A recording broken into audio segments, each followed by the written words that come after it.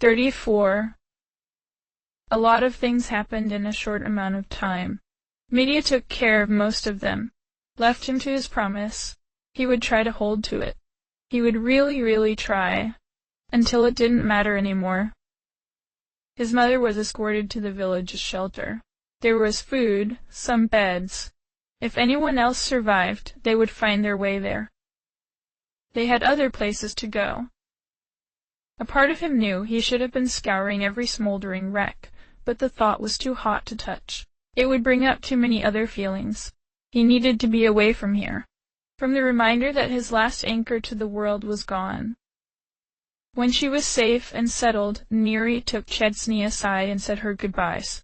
It was not an easy parting. So much of his turmoil over it all was still hiding, too raw to get out what he wanted to say. But he made one more promise, that he would make it right. But she told him she didn't care about that, only wanted him to promise to come back to her.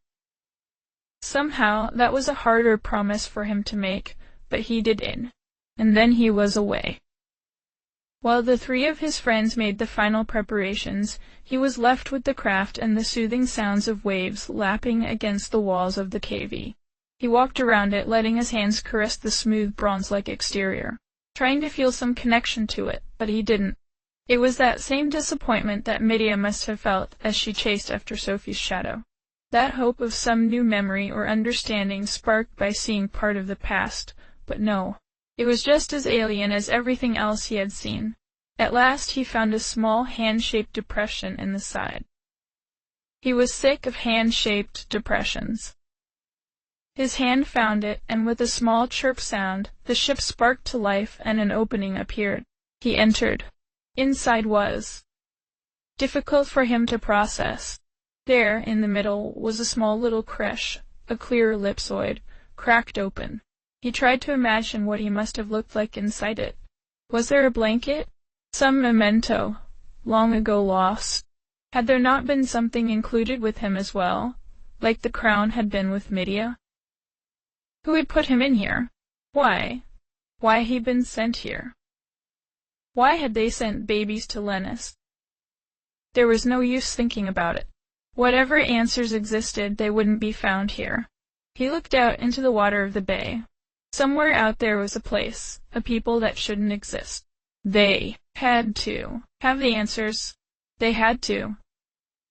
Chesney turned away from the creche, found a cabin made of smooth, beautifully carved and painted materials he had no name for. 4 chairs in front of displays, all facing the front of the craft. Another console at the rear, near a much larger and active display. There was a flashing light there. Another damn hand-shaped depression. He ignored it. Behind the large console there was a door at the back of the room. In it, a narrow hallway with 7 doors. The first 4, 2 on each side, led to small personal cabins. The next 2, bathrooms and showers. The final door would not open. There was some purring mechanical noise coming from there. Chesney? Chesney, are you here? A voice said from the front room. Medea said. He sounded worried. He walked back quickly. Here. Sorry. Just looking around, he said. He tried not to feel guilty about the relieved way she looked at seeing him. Mouth and Lily were just entering in as well. Wow, okay. Now I feel like I should take off my shoes. This place is too fancy for me, Lily said, awestruck at the luxurious, wealthy-looking interior. She looked over at Mouth. Don't suppose you have an instruction manual for this you found in some ancient what's-it from somewhere? Mouth laughed. Ancient what's-it from somewhere. I think if I ever write a book, that will be the title. But no, Missy, I'm about as baffled as you are. I wonder if this is just like the boat I came in from, Medea asked. If so, why didn't they keep it? He nodded. Yeah, huh? Things would have been a smidge different if we'd had one of these right out of Retzer. Words still felt a little foreign coming out of his mouth. He wasn't quite ready, but it would get better. It had before. She shook her head and shrugged. No use thinking about it. Would have been nice to have, but like we said before, it was probably to our own benefit that we had the journey we did have. She walked over to the large console with the hand-shaped depression. Put her hand in it. He was thankful he hadn't had to. The ship came even more alive, with lights and humming, and chirping melodies. The opening shut itself, making Lily yelp in surprise. Well, glad I didn't leave my stuff out there, she mumbled. She-Mouth came to the console and watched behind the shoulders of the children. The console flashed to life, and a map was displayed. The same one as with the map they'd found down below in the Temple of Raya. She dug it out, compared them. Identical. It was day all over the map.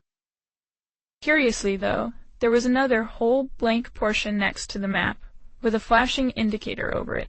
Media tested touching at it, and the screen chirped, and suddenly an entire other map was revealed that joined seamlessly with the one they'd always seen.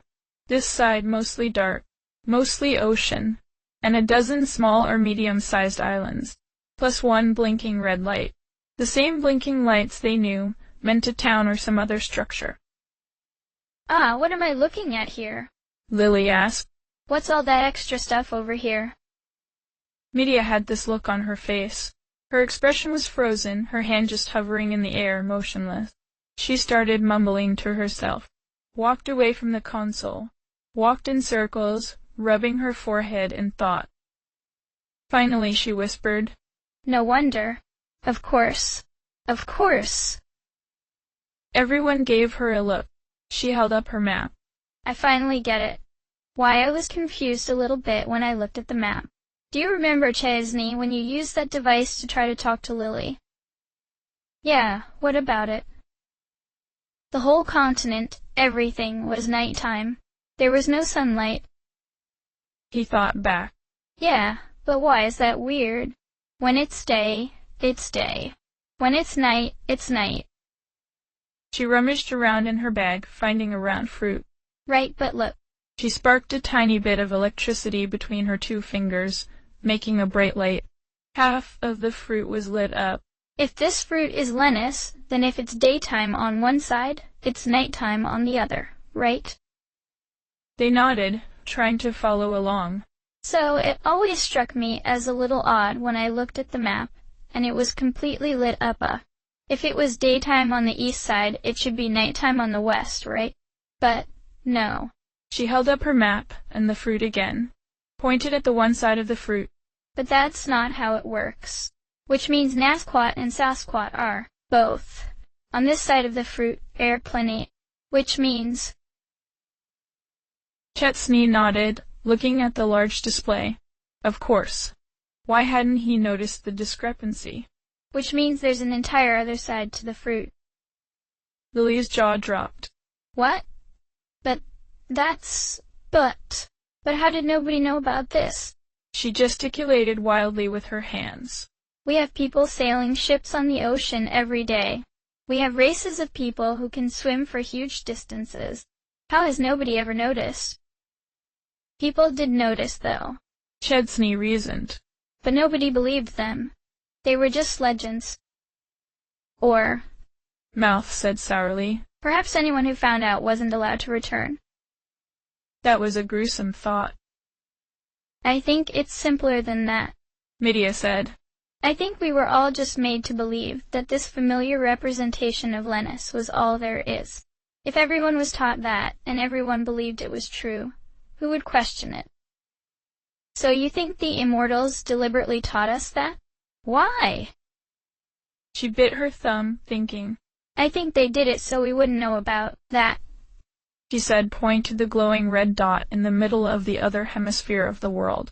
When she did so, she actually touched the screen, and a small square appeared around the dot, and some text appeared. They all stood silent, staring. Then all eyes slowly landed on Mouth. What? He asked. Can you read it? Chesney asked. He threw up a hand, took a deep breath, and sighed. Geez, all right. Give me a second. Started to flip through his little journal. No pressure or anything, he mumbled under his breath. Eventually he winced a little, then said, Okay, it's basically asking us if we want to do some kind of action. I haven't seen that word before, so it could be anything. Personally, I think it's asking if we want to go there. They all exchanged looks. Chesney shrugged and gestured to Medea to give it a shot. She grimaced. Well, don't blame me if we explode. She pressed it again, and the noise level in the craft changed, and they started to move slowly out of the cave. A dotted line was drawn, with a path from Ray-Old to the mysterious red dot. Then a new set of symbols changing every second. It seemed like a countdown. Is this supposed to be how long the journey will take? Chesney asked, looking at Mouth. Grumbling again, he flipped through his journal. I think so.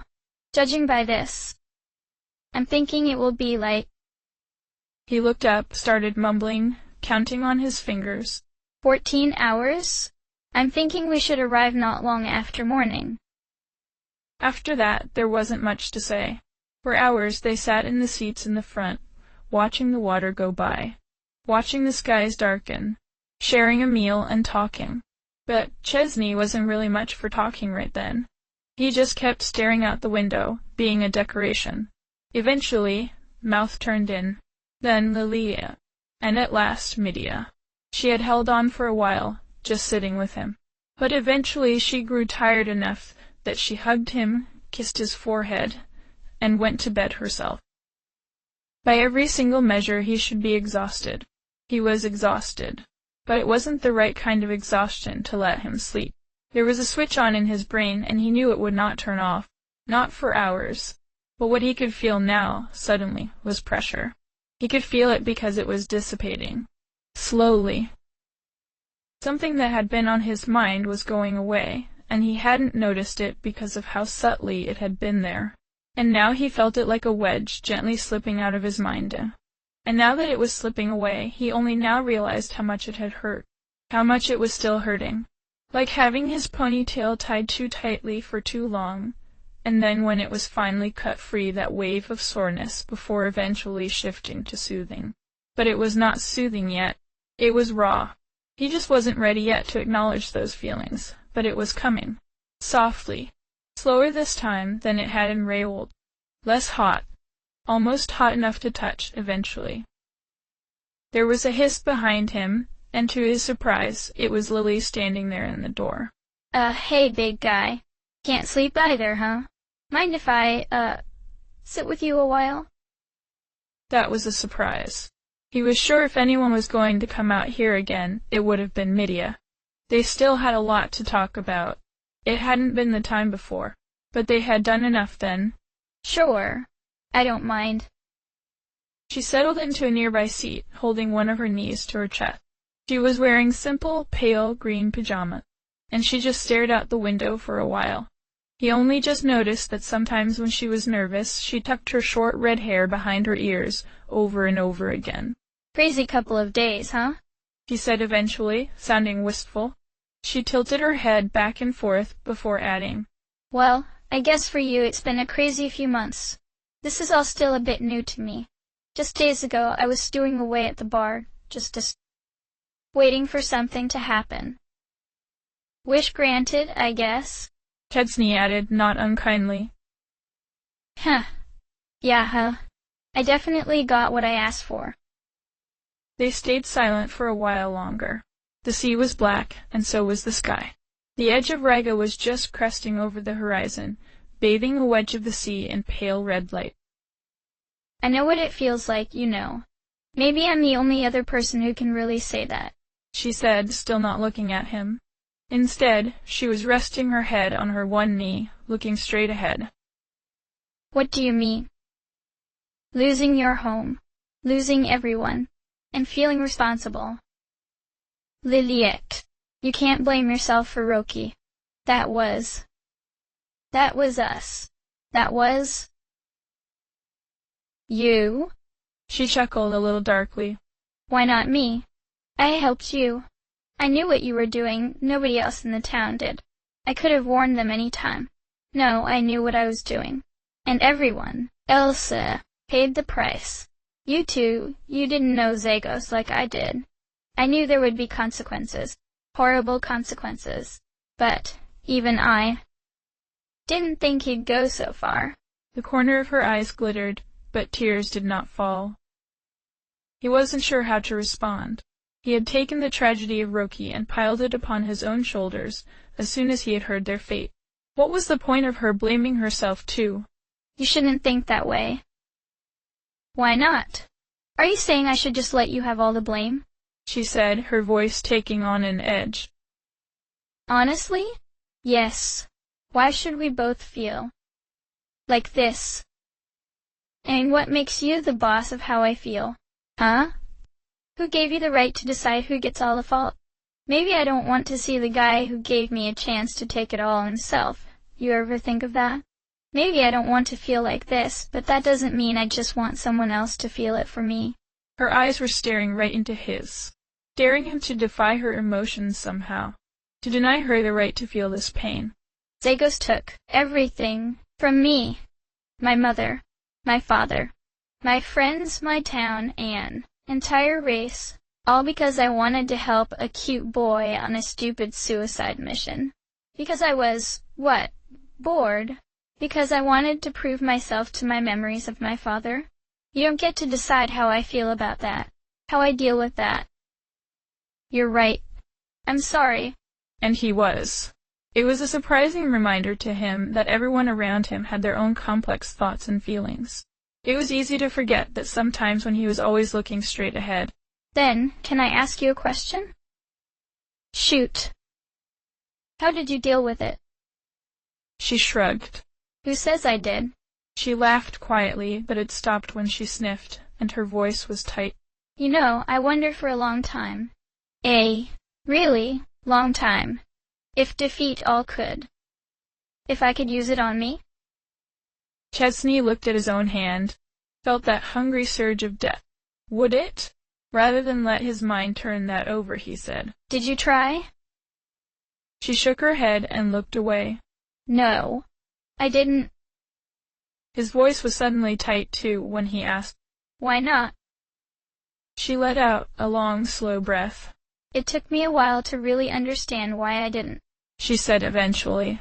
At first, I think I was still clinging to that hatred, that feeling of revenge, of wanting to hurt him back how he hurt me. But really, in the end, I decided a few things.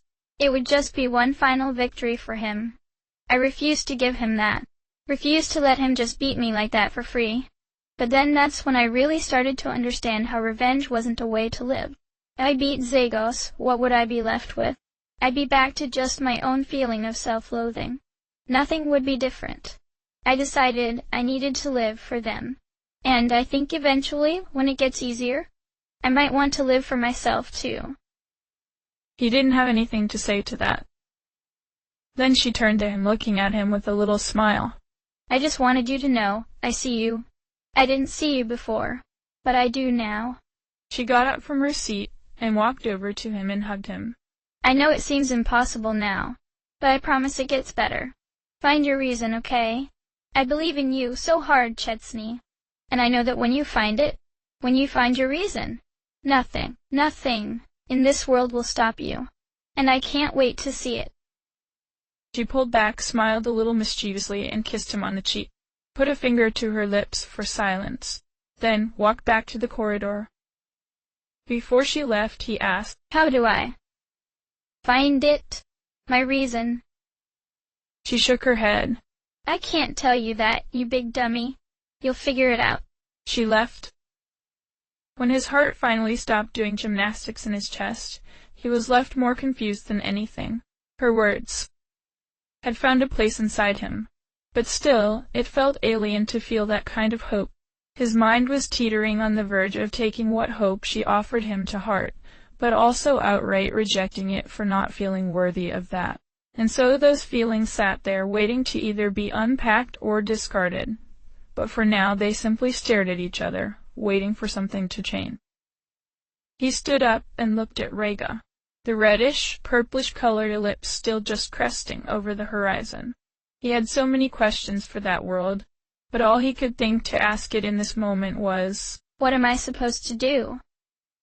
To his surprise, he heard the door open once more.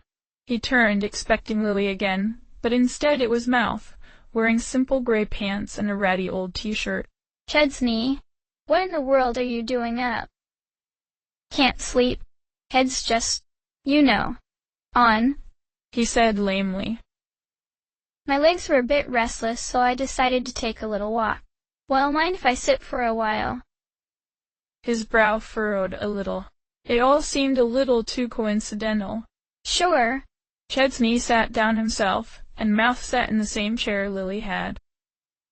The old man laughed a bit. Ha, there's a suspicious look. He shrugged. Yahi. Sorry. Listen, did Medea put you up to this? No, not at all. Though I'm sure I heard her moving around in her cabin still. I don't think anyone is getting much sleep tonight, though there's more comfortable places to rest than one of these chairs, I think. Point taken. But he didn't want to be comfortable. It was the last thing he wanted. Mouth leaned back, sounding especially weary. It was easy to forget that the man was much, much older than them, with how well he fought. Hey, Mouth, can I ask you something? Of course, go ahead. It took him a few moments to really frame what he wanted to ask into just a single question. Why did you start all this ruin exploring stuff? And what made you keep doing it, with how dangerous it turned out to be? Well, that's quite the question. Though I suppose it was going to come up eventually. Like anything in life, the answer is a bit complicated. A bit of curiosity. A bit of talent. A bit of regret and obligation. Mouth took time to elaborate, and Chesney didn't press him. It was my older brother. It was his dream finding all the old technology, using it to improve everyone's lives in our little village. We were both Lubits, and he got it in his head that helping everyone would make us more accepted. There was a rather large ruin right near our home, you see, and when I was old enough, he took me along. Mouth took something out from under his shirt and looked at it. It was a jagged scrap of metal, on a chain around his neck. I wasn't a very good listener then. After a while, I thought I knew everything. I was so wrong. And Lentus paid the price. After that, I felt like I had to take up what he was doing, out of a sense of, I don't know, duty. Like I owed it to him to continue his work. Mother begged me to stop, but I couldn't let myself. I had to live his life. So you explore ruins for your brother's sake? He shook his head. At first, yes. But I was always so reckless. Like I was just waiting for the same thing to happen to me. Then one day, it did. Long story short, I barely made it out alive. And finally, in those moments when I was bleeding out on the ground, dragging myself out, I realized how much of a damned fool I was being. Would Lentus really want me to do this? What would dying do for anyone? Nobody would feel better. It would just be one more senseless death. Chesney raised an eyebrow. But then why are you still doing it? He smiled then, still looking at the jagged piece of metal. In that moment, I had another sort of epiphany. A respect for what came before. What Lentus had been doing, what I was pretending at doing, it was all really still incredibly important. And I had gotten a great deal better at it. But now I really, truly understood how dangerous this ancient technology was, and could be in the wrong hands. I stopped doing it to make up for what I'd done, and started doing it because I was driven to stop other people from being hurt. And in all honesty, I really loved finding cool things. He explained, laughing at the end. So, nothing really changed between then and now. Mouth gave him a patient look. Were you not listening? Everything changed. I may be doing the same thing then as I am now, but I was doing it for a different reason. A much better reason. Out of curiosity and care and respect, and the love of it. Not duty and obligation and regret. You can do the right thing for the wrong reasons, Chesney. Point taken. It made him feel so seen. It wasn't a comfortable feeling. He barely acknowledged those feelings to himself, and the idea it was so obvious to someone else made him want to cringe and go off by himself again. He groaned involuntarily. Can I ask you a really personal question? Chesney managed at last. Yes. How did you let all that regret go? Mouth took in a breath and opened his mouth to speak. Seemed to reconsider his words, then shrugged. Well, Honestly, almost dying was a pretty huge wake-up call for me. Changed my perspective real quick. But I'll let you in on a little secret. I don't think I'll ever be able to forget, but I was able to forgive myself. I made a mistake, and the thing that really helped me do that last bit, whenever I feel that guilt, I close my eyes and imagine him standing right beside me. And just like when we were together, he's always cheering me on. Or I talk to him like he was still there. And I stay thankful that I'm alive to be able to tell him stories of my adventures. And what about when you've done things you're not so proud of? Mouth nodded very subtly to himself as he thought, Well, that's true. I have had times like that. I think back to the people who I care about. How sad they would be if I was gone. On those very, very bad days. I close my eyes and think of my mother's face. I ask myself, can I tell her that I'm sorry? I know you'd be sad, but I can't bring myself to move on from this and find my way home. And I never can. I accept things as they are. I stand back up. And I keep moving. Again, more feelings he was scared to touch or acknowledge. More hope he wasn't sure what to do with the do. He had no idea how to respond to that. So, he just nodded. Mouth groaned, slowly leaned out of his chair. Oh my, I'm not this old yet, am I? As he stood up straight, his back cracked a number of times. I think that's enough leg stretching. I'm heading off to bed. You should too. You're no use to anyone walking around half asleep, you know. Mouth stepped away, patted him strongly on the shoulder, and was away. Was it all really that simple?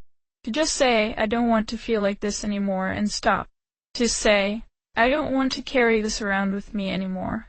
Wasn't it wrong to decide that for himself? Who was he to say that? To decide how much he should suffer or not? All those times he had looked at the ground and imagined himself falling over, falling into it, and being dragged away somewhere dark and quiet and peaceful. He had never thought of the people left behind. Well, perhaps that wasn't entirely true. In the beginning, he was very sure that all those left behind had hated him, wanted him dead, wanted him to join them. But that feeling had slowly left him, changed into something else. When had it changed? Now he tried to think about it, tried to feel like he wanted to fall into the floor and stop. But it wasn't a satisfying feeling. It didn't feel like relief. And now that Mouth had put the idea in his head, he couldn't help but imagine the faces of everyone he had known, all the people he had met on this journey.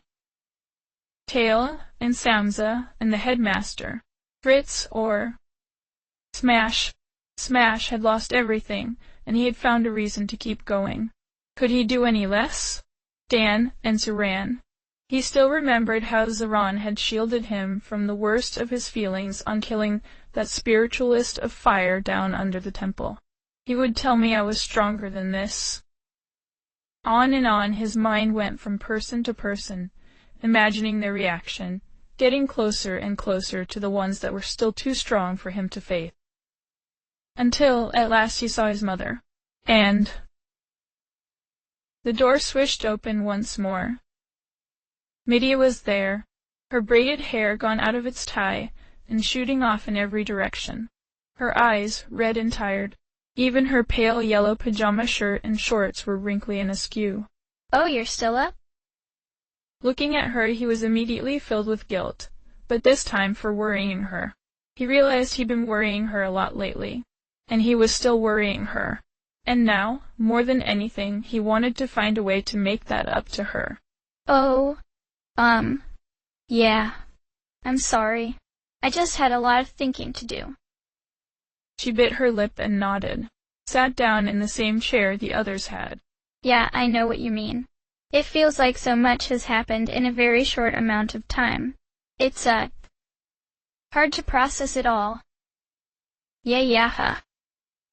The conversation seemed to die there, the long moment of silence filled with this mounting moment of dread. So many things he wanted to say, but he could not say them. His mouth would not move. When it at last became too much, he practically screamed at himself to just start to say anything and move on from there.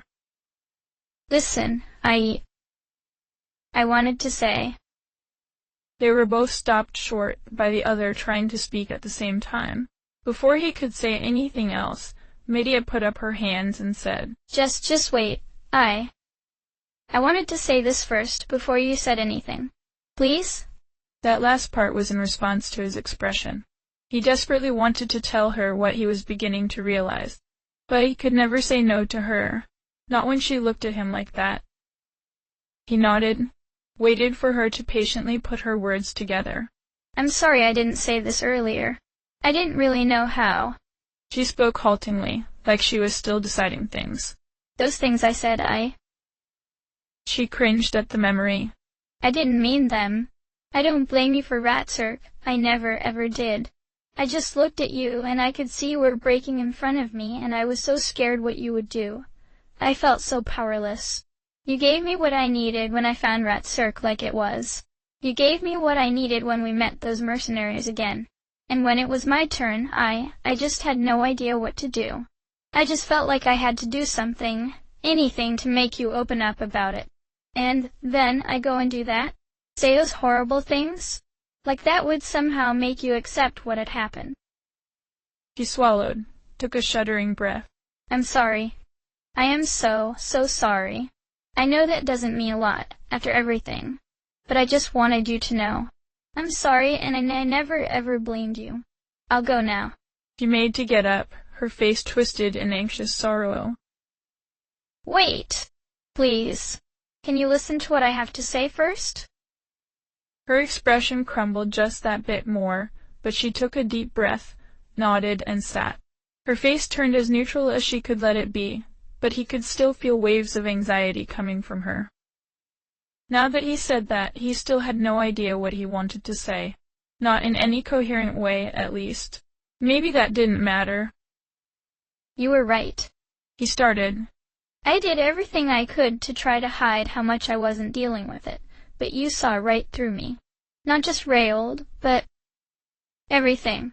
He needed to move his hands, something. His body was restless. He pulled his knees to his chest, squeezed them tight.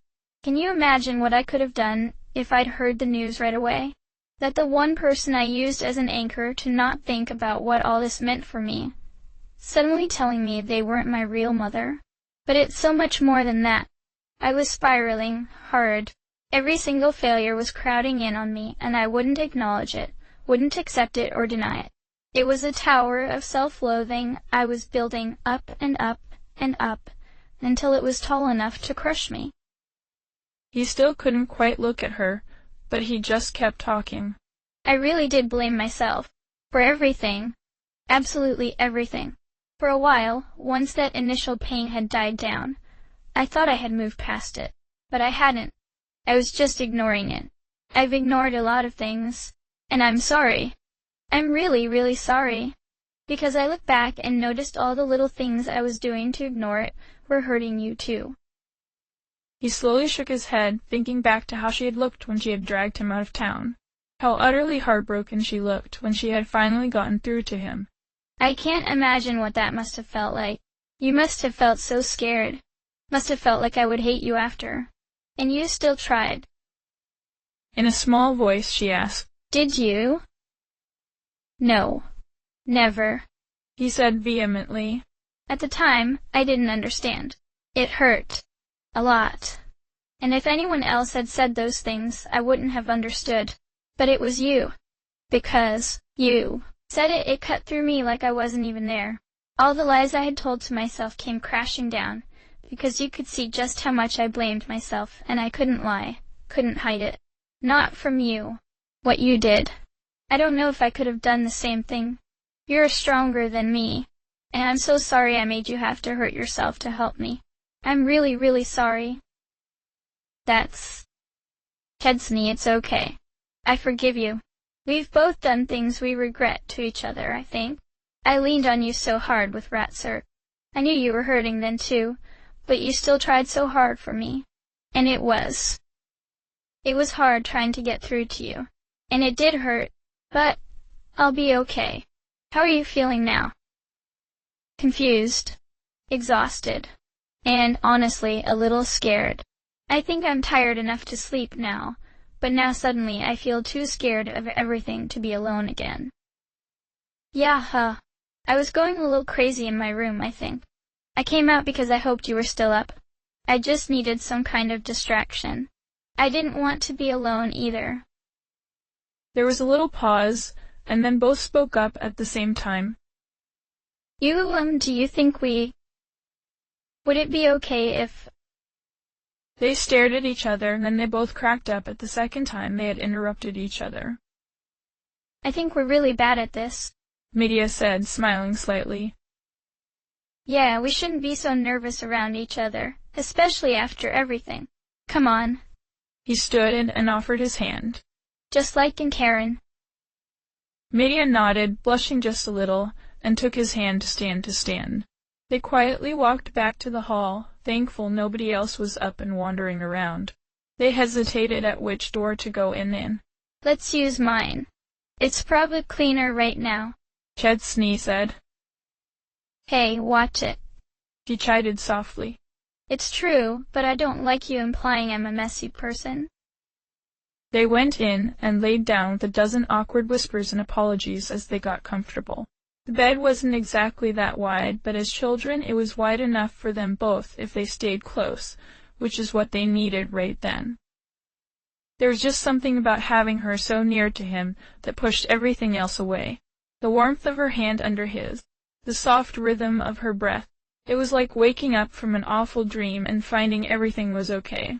All he could feel in that moment was warmth and peace. Acceptance. After things had settled down, he remembered that there was something he had wanted to ask her for a while. Hey, I wanted to ask, how is your little project going? She said a little dreamily. The story of us, the songs, that stuff. Ever since the cell, I've regretted not asking you more about it. Her eyes came back open, and she looked at him with wonder and curiosity. You really want to know? Of course I do. You seemed so excited, so passionate about it. Of course I want to know. Well, a lot of it is swimming around in my head still.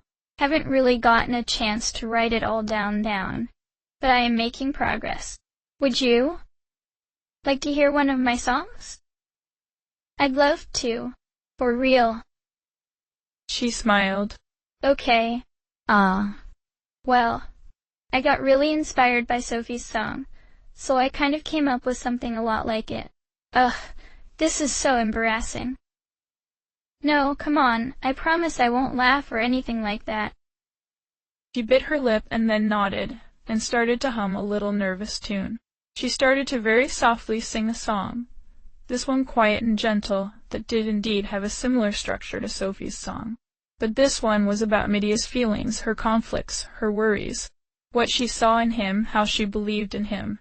Her face turned redder and redder as she got to some of the really sappy parts down. As he listened, he was brought back to that moment when it had all come together for him.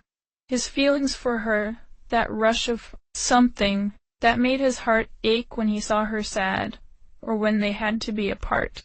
It was beautiful, this new song. It was very her. She sang about how she hated feeling weak, and how he inspired her to be strong, how she had come to depend on him. Her worries about how her feelings could interfere with their journey, how her heart was broken seeing him need to leave her behind, and the joy they found together when he had found her again. When it was over, she was very flushed, and he honestly had no idea what to say to such an honest and vulnerable performance, meant only for him. It made him feel special. That was beautiful. I'm honestly a little envious of you being able to do things like that. I can't do creative things like that to show you how I feel. Hey, it's not like I sang it to you because I expect some grand gesture in return. I shared it because I wanted to. You're amazing. You know that. And no, shut up. He laughed a little. Do you really want me to shut up? After a beat, she joked. Okay, no. You could stand to say a few more nice things. They spent another hour just talking about her thoughts on the story, or the songs, how she imagined turning their story into something like a play one day, what it would look like. She would hum the bits of tunes she was working on, and he would listen and bask in her joy, her talent, and comments to add in his own thoughts. Finally, he could feel sleep overtaking him, though the weariness in his body was not painful like it had been, but merely like a solid weight dragging him down into a gentle sleep. It didn't hurt that Medea was softly singing him a lullaby too. Before he passed out completely, he whispered, "I love you, Medea, and thank you for everything." "I love you too, Chesney," she whispered back, and gently kissed his lips. Once he kissed her back, and they fell into peaceful slumber together. The next morning they found themselves quite hot, sweaty, and aching from not moving around enough, but they were still feeling much more peaceful and mentally rested. Like the past was something far away, and today was all that mattered. From the porthole they could see that dawn had passed, and morning was in full swing. It wouldn't be long until they arrived at wherever they were going. They were going to kiss each other again until Medea's eyes widened and she covered her mouth. Hold on, I must have terrible morning breath." Considering things and feeling the stickiness of his own clothes, he nodded in. "Yeah, and I think I really need to get cleaned up too. Let's go get showers and meet out front." They left the room, thankful at finding the hall empty once more, and went to wash off in the two respective bathrooms. When at last they were both cleaned and dressed, they met up and went to the forward compartment with the wide windows and seats. Mouth and Lily were there, heating up a pot to fry some eggs, dice root vegetables, and warm some sliced bread. "Hey, thanks guys. Sorry I got up so late," Chesney said. He gave both of them meaningful, appreciative nods for the talks they had each shared the night before. "Good to see you in better spirits, young man. And how are you, Miss Medea?" Mouth asked. "I'm feeling a lot better, thanks. That smells amazing," she said, and they all sat down to eat once it was done. Chesney noticed a little grin on Lily's face that seemed to grow little bit by little bit, a little twinkle in her eye that he knew was about to be extremely embarrassing. "So, Medea," she began, her little mouth unable to hide the mischievous grin that was etched on it. "I didn't know you were such a heavy sleeper. I tried to wake you up this morning pretty hard, but no dice." "Oh, haha, yeah. Dad always said I was really hard to wake up," she said, filling her mouth with more food so she didn't say anything else. Mm-hmm. Well, it was a pretty long day yesterday. For sure," she agreed, casually taking little bites of her food. Then, like she was changing the topic perfectly naturally, she turned to him and said, "Oh, right, and Chesney. I was going to wake you up too, but there was so much snoring going on, I didn't have the heart to wake you. It was so loud. You snore like two people almost." Medea choked on her food, tried and failed to hide her blush. Mouth turned his head and covered his smile by pretending to wipe away some crumbs. Chesney sighed loudly, but didn't give Lily the satisfaction of getting a bigger rise out of him. "Lily, don't you have anything better to do than meddling?" In response, she squealed in apparent glee, clapping her hands in excitement. "Aha, but it's so cute. I'm gonna die, I can't help it. How can I not freak out?" He groaned. "I'm going to remember this one day." "And nothing happened, we were just sleeping," Medea stammered. Lily still couldn't hide her grin. "Don't worry, I believe you," she agreed in her sing-song voice, but then finished off with a wink. Medea just groaned and stabbed at her food. "Do you think she would float if we tossed her out?" Chesney asked, looking over at Medea conspiratorially. "We should definitely find out."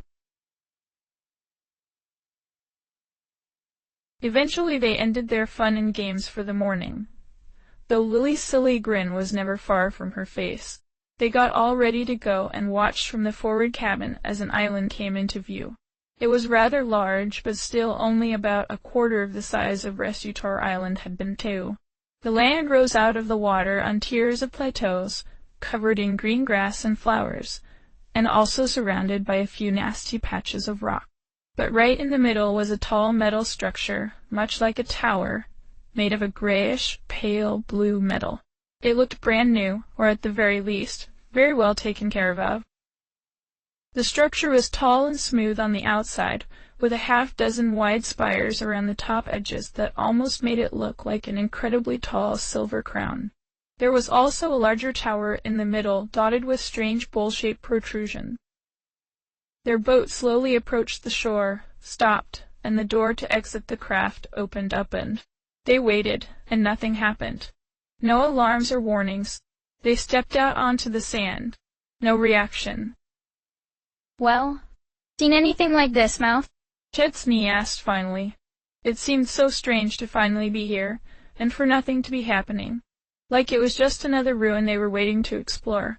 The anticipation was killing him. Huh. Do you even have to ask? Of course not.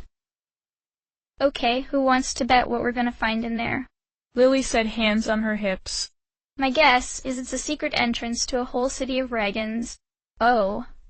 Or maybe it will turn out that this planet was Rega all along. Medea apparently felt like playing along, because she said, I'm betting it's actually the Great Ones in there, and this is where they ran off to. Oh, good guess. Solid possibility. Chesney. Well, no use being a stick in the mud. He'd play along, too. With my luck, there were Regans here, but they're all dead now or something, and we just wasted a whole day. Total downer, but not a bad guess. Mouth? Well, I'll go a little wacky. Turns out the Regans were robots all along. Yeah, that's certainly a weird thought. Alrighty. The die has been cast. Let's go see who wins, she said, skipping ahead. The path to the structure wasn't difficult, but it did involve some climbing. The air was still cold from the morning and the surrounding seawater, but the sun was hot. The ground was covered in lush grasses and flowers, but it was notably not overgrown. They followed the land upwards from one plateau to the other, finally cresting the tallest to stand before the imposing silvery structure. While the aesthetics were hardly the same, he couldn't help but feel like he had standing under the black tower of Charon, but that oppressive atmosphere was absent.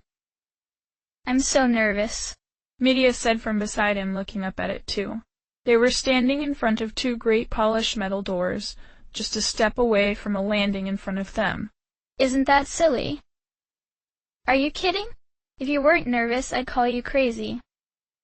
Lily groaned behind them. Come, just go already. I want to see what happens. I will turn this adventure right around, young lady. Chesney joked, and it made Medea giggle. It felt a little less strange trying to joke around than he thought it would, and it made his heart swell to see her that way. Oh mercy, can you imagine? Just getting this far and then turning right back around. Well, it's not too late. We can start our vacation plans early.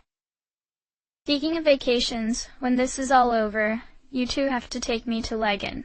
I want to know what warm beaches are like, and try out all of the food, Lily said. I think putting Lily and Wild in the same city would be a very dangerous combination, Medea said. Now I think we should quit stalling and just go for it. Without hesitating any longer, she grabbed Chesney's hand and stepped forward onto the landing. A light above the door turned on, red. There was a chime, and then the light turned green, and the door slid open, and revealed a man. He was tall, even a little taller than Mouth, bald, pointed ears perhaps a little longer than Chesney and Medea's. He wore a yellow robe with orange accents, and he was smiling in a peaceful, hopeful, welcoming way. Oh, Chesney and Medea, we've waited so long for you both. He touched his head, then chest, and opened his hand in front of them.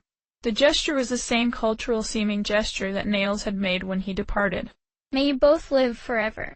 Come inside. There's much to discuss. Inside was another technological marvel. It was like the underground hub facility, only not at all sinister. Smooth, reflective metal surfaces, green lines of pulsing energy flowing across the walls like circuit. Chairs and tables and desks, displays. This place was lived in, still used. and there was another half-dozen men just like the one who had greeted them at the door. All of them unmistakably Regans. That pulse of recognition that Joanne had alluded to hit him full force. There was no doubt in his mind that these men were Regans. The subtle eyebrows in comparison to the Laffery was also a giveaway, although hadn't Gabnid had exceptionally long eyebrows? I can't believe you're here. I can't believe there are Regans still on Lennis, Chesney said, awestruck, as he was led into the central area of the first floor. I have so many questions. Yes, I imagine you do, the man said. My name is Notice. I can't answer everything, but I can perhaps explain a few things to you. For most of what you want to know, though, I believe you will need to speak with our leader. P.S. But come, sit. There is food and refreshments. There was indeed. The table was heaped with fruits, both ones he recognized, and ones he did not, as well as small sandwiches, and other foods that could be eaten without plates. And there were clear pitchers willed with juice and water, as well as a carafe of something hot that looked like tea. How did you know our names? How did you know we were coming? Medea asked, taking one of the sandwiches. Notice nodded. We've been keeping tabs on you two since you descended through the atmosphere. As for how we knew you were coming, there's a transmitter on your ship.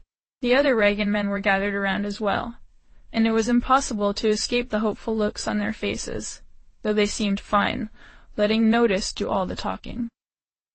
Okay, so, why are you guys all the way out here?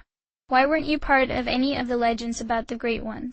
And if you were keeping tabs on us, why didn't you find us earlier? Chesney asked, also taking a sandwich and some fruit and some tea. Well, I guess you could say that we were the support staff that was sent to assist those three. There was a lot to do, and so we handled much of the behind-the-scenes work. As for why we were not part of the legends, we all thought it was best to limit our exposure to the Lanusians. It would just end up being too confusing for them to have a whole handful of us. As for why we didn't reach out, the short answer is, we couldn't. And can you tell us why we came down from above? Alone? Why we weren't here with you? Medea asked. Notice winced. That is a complicated question to answer. You'll need to ask Piaz. Who is Piaz? Piaz is our leader. Originally the head administrator for the mission. He's been waiting 13 years for you to arrive here. Worried sick this entire time. The two children exchanged glances. What do you mean? How did he know we would be coming here back then? And for that matter, why in the bloody world have none of you done anything about Dahlgren? Or Noegren, or Kmat, or Zagos? Notice sighed deeply. I understand your frustration. Sadly, I can't answer those questions for you. When you've refreshed yourself, I'll take you upstairs. Pias will explain everything, or as much as he can. We want to go speak with him now, Medea said, and Chesney nodded along with her. Of course. Please, come with me. Notice rose and beckoned them to follow him. Lily, who had been busy snacking on as many of the dainty foods as she could while they were talking, grabbed 2 handfuls of food, and took a hurried swig of her glass of juice before getting up and running after them. Mouth had been scribbling like mad in his journal the whole time, and followed along silently, though he also absently pocketed a strange-looking fruit.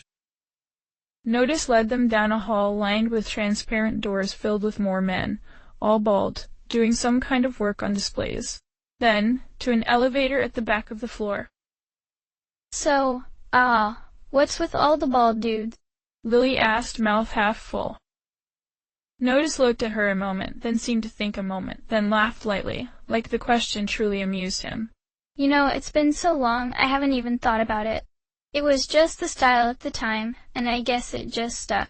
Over the long years, it's easy to lose track of things like that. Everything just blends together.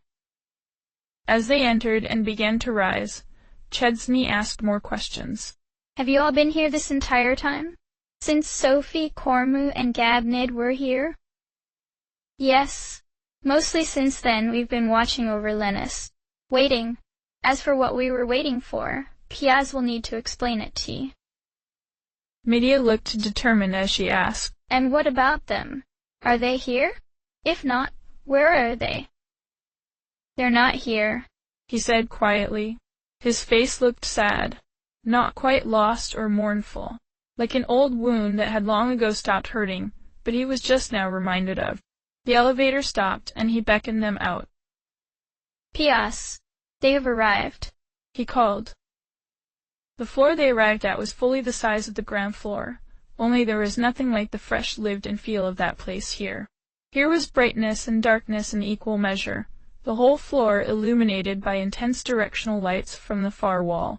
Intense red fields lined both sides of the room, protecting some insanely complicated machines on both sides. Dozens and dozens of pipes leading to the far wall, surrounding a large open door to a very small chamber. There were 3 men here, 2 more men in yellow robes and another man in orange robes. They were all at different displays, pressing upon various symbols, and talking in technical terms the children could not understand. Upon hearing Notice's arrival, the man in orange stopped and turned around, looked at Chesney and Medea. His face was holding an expression Chesney could not place it. Thank God, he breathed, and walked over to meet them. His mouth looked hopeful, but his eyes were very worried. I've barely been able to sleep since Noigren. We lost track of you until the transmitter activated. He made the gesture and said, May you live forever, Chesney. May you live forever, Medea. He turned to Notice. Thank you, Notice. I'll take it from here. Pias was tall, and held himself a little differently than the others. He had that unmistakable air of someone with authority, and was well used to the burden. While his head and face were smooth, his face had a wider set jaw and thicker eyebrows that made him look a little older and more mature. Not that age seemed to really be a thing for these people. His voice was low, but not damaged by age or time. Warm. Awkwardly, Medea and Chesney reflected the gesture while Notice departed. Can you please explain what's going on? Medea asked. I'll try. Pias sighed. Every move he made seemed to exude a certain air of apology. He led them to a side room with big glass windows that looked out over the huge machine, and sat them down in chairs. It seemed to be his office. Books, sheets of paper, and odd devices were all over the bright white room. Nothing particularly personal seemed to be there. As I'm sure you've been told, my name is Piaz. I'm in charge here, and I've been waiting for you two ever since you made Planetfall. Preparing, more like. He looked tired and relieved and sorrowful all at once. How did you know that we would come? I only activated Dahlgren months ago. Chesney asked. He didn't like how fast this was all going. How little they were telling him, but so much being hinted at. How did I know you were coming? Well, I really hate to say this, but I can only explain so much right at this moment. I know you have a lot of questions. Where did you come from? Why did you arrive here? What happened to Sophie, Cormu, and Gabnid? How can we destroy Dahlgren and Kmat now that Cormu's things are destroyed? Am I missing anything? How about why you've all just been sitting here while the world is falling apart? Medea yelled. And how about what you were all doing on Lennis to begin with? Chesney added. Ah yes, those are also good questions. Well, I'll explain what I can. Feel free to ask more. We don't have a lot of time, but we do have enough. He typed away at a display, and the large bare white wall behind him came to life. It showed a spherical representation of Lennis and another of Riga. Why did we come here? Well, to be honest, we created Lennis. At their confused expression, he continued. Right. Let me explain. The map shifted to something that looked like Lennis, but gray and lifeless. This is what Lennis looked like a very, very long time ago. The people of Riga brought machines here to slowly turn it into the world you live on today, and evolve life upon the surface. A process that should have taken millions of years was accelerated to merely take thousands. Medea's expression was shocked, horrified even. You're saying that this lifeless rock was Lennis, and then the Ragans changed it? Why? He nodded. Another good question. For a lot of very complicated reasons I won't get into right now, Riga is on its last legs. It can't support life anymore. We needed a new home. So we decided to use our moons to do just that, with Linus. Another spherical object appeared on screen. Else, too. But the process to turn those lifeless chunks of rock into beautiful, vibrant worlds would take time. A tremendous amount of time. Time that we didn't have. So we decided to put all of our people into stasis until the time was right.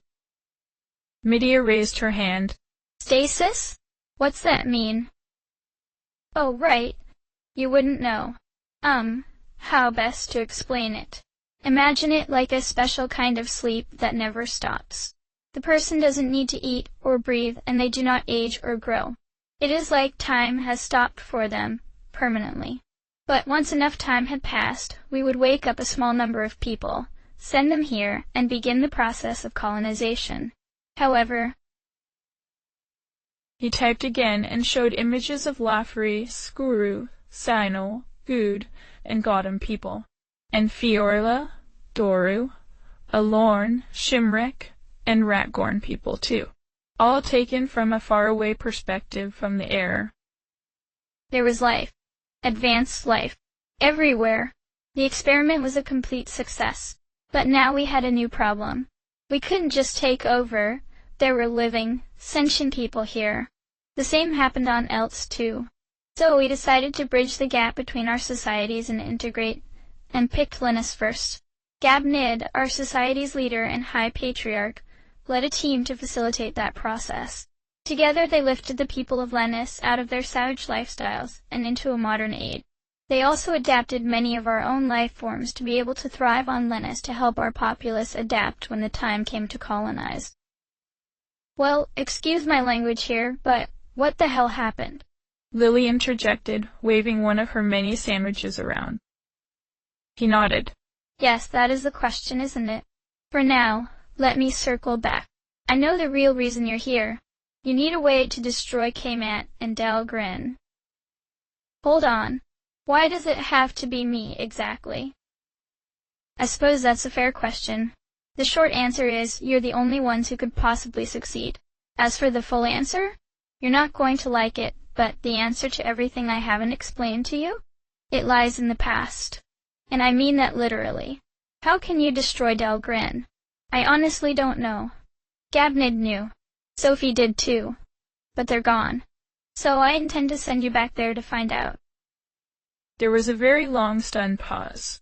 The four of them glanced at each other in confusion. At last, Chesney threw up his hands and asked, Okay, send us back where? I don't get it.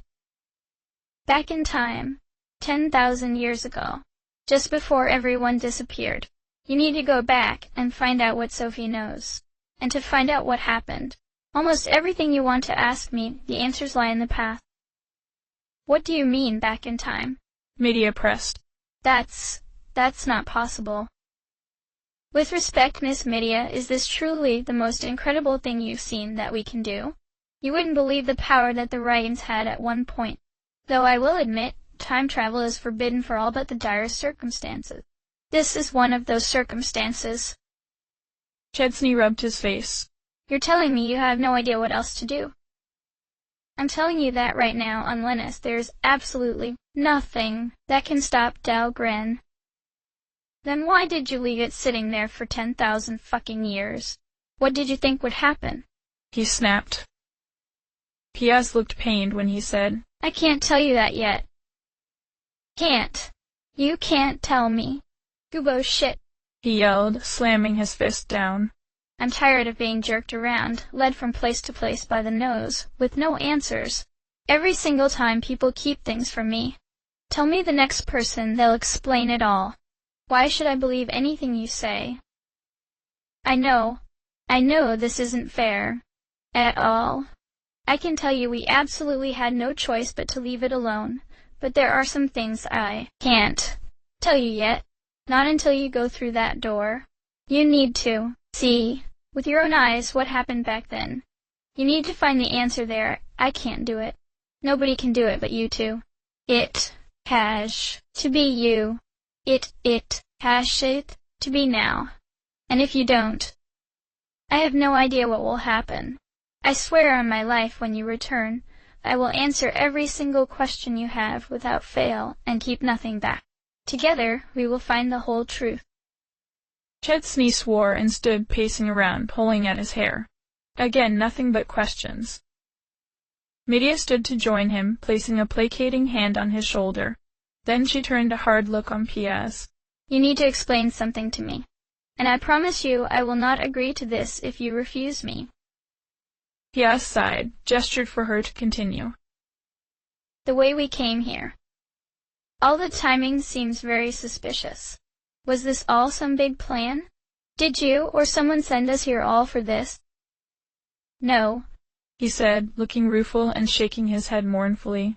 I know there's no way for me to convince you of this, but I'm telling you the absolute truth here when I say that this is all the result of a string of incredible coincidences.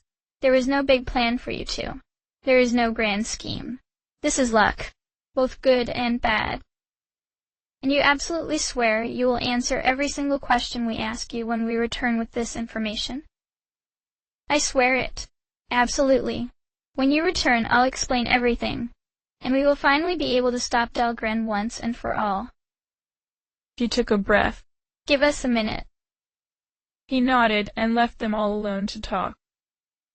After a while, Lily said, Well, that's not cool. We were all wrong. Really? That's what you're focusing on here? Chesney said. She shrugged. Well, what do you want me to say? All this techno stuff is your department. I'm just here to hit things and look pretty. I can tell you that if I had known it was possible to go back in time, though, I would definitely have put it on my list of cool things to do before I die. You're seriously okay with all this? He asked incredulously. Mouth spoke up. If I may add, Chesney, I am also fine to go. You needn't even ask. How can you be fine to go? I don't even know if I'm saying fine to go. This is insane. We have no idea who these people are, or if they're lying to us or tricking us. Medea crossed her arms and leaned against the desk. Do you really think he was lying? No. But this is crazy. I feel like an idiot for even thinking that going back to the past is possible. If they could do that, why did any of this happen in the first place? Why didn't they go back and keep the tower from being built? Why didn't they go back and fix their world? It doesn't make any sense. Maybe that's because we don't have all the information. Exactly. Information they refuse to give us. What if? What if we do this, and things get so much worse? Lily stood up and patted his shoulder. Then we come back here and kick everyone's ass for lying to us. Simple as that. We can take these chumps, no prob. Mouth chuckled and said, Not how I would have said it, but quite right. Besides, lad, do we have any other ideas? No. That didn't make it feel any better, though. Just made him feel like a puppet on the end of a string. Medea, what do you think? Honestly, I know he's asking a lot of us, but if he's telling the truth, and I think he is, then we get to go back and find out what really happened. We'll finally understand what all this means. And I think at last we'll understand what we are, why we are here. You know how important that is to me. And like Mouth said, what else are we going to do? We can freeze time, who's to say they didn't find a way to reverse it? He knew it was the answer, but he didn't have to like it. He turned to Lily and Mouth. You two are seriously on board with this? I have no idea how any of this works. I have no idea what's going to happen, how we'll get back. None of it. You guys can still back out of this. Yeah, well, you can take your concern and shove it, big guy. You will have to drag me away from going on this ride. Well, said, I shall not change my mind one bit. We're going. Mouth added. It was nice to have friends. Crazy friends. He couldn't help but smile, just a little. Medea joined him. We sure know how to pick 'em, Mum. I guess we do. Or we just attract the total weirdos. Come on. Let's go find out what we need to do. It turns out they needed to do very little. Once they had properly prepared, Piaz led them back to the small room at the end of the hall. The machine on this floor would send anything in that chamber back in time to the moment and location they chose. It was like being in an elevator, only twice the size, and no panels on the inside. PS looked utterly relieved and thankful that they had agreed. Thank you all for agreeing to this. I know you have no reason to believe this, but all of us, are on your side. We will do everything in our power to support you. You are our greatest hope. May the spirit of our world always be with you and guide you. With a final determined look, he pressed more symbols on a display next to the door, and a shimmering purple field appeared to close the aperture. Then the machine started to make noise. There was a deep vibration, and the air had a thickness to it. How do we get back? Medea shouted over the noise. Her hair was swirling, coiling, and uncoiling, as if the air was filled with static electricity. Do not worry, he yelled as he pressed more and more symbols. Find Sophie and Cormu. They will guide you. Trust in each other. Trust in yourselves. Find the truth for yourselves. We will see each other again. Chesney's vision started to change. Double images of everything. His body was becoming light as a feather. He clung to Medea as she clung to him. Lily yelped in surprise at the change, and she too held on to Chesney, her unwavering cheerfulness finally cracking just a little as she started to look worried. Mouth wrapped them all in his arms. He shared a look with PS. Something unspoken seemed to pass between them. Something words were not needed for. He would keep them all safe. Rings of light surrounded them, much like with the escape or warp spells, but these were colored purple, and the edges sparked with dangerous-looking arcs of electricity. It felt like they were doing something wrong, something unnatural, something dangerous. It felt like the universe was breaking, and they were standing far, far too close to the wound, tearing a hole into something that should never be hurt. Like trying to fit a square peg into a round hole, or use an ice pick to smash open a lock. The noise grew louder and louder, the sparks more intense. They all screamed as the light became overwhelming. And then they were gone. The noise in the room died down. Smoke and the smell of burning metal filled the air. PS let out his breath he had seemed to be holding for all of his life as he stared at the now empty chamber. May you live forever. Please, come back safe.